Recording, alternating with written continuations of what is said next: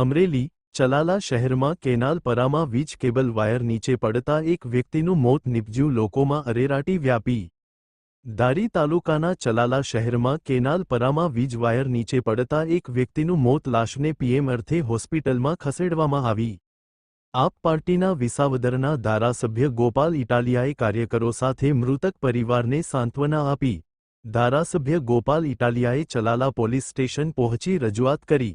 પીજીવીસીએલની ગંભીર બેદરકારી સામે ગુન્હો નોંધવા માંગ કરવામાં આવી. આપ પાર્ટીના કાર્યકર્તા સાથે ગોપાલ ઇટાલિયા પોલીસ સ્ટેશન પહોંચ્યા. પોલીસે એડી દાખલ કરી છે. પોલીસ તપાસ શરૂ હોવાનું જાણવા મળ્યું.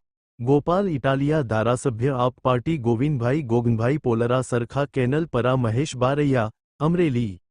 ગઈકાલે આ ચલાલા પંથકમાં કેનાલ પર ગામમાં એક દુર્ઘટના બની.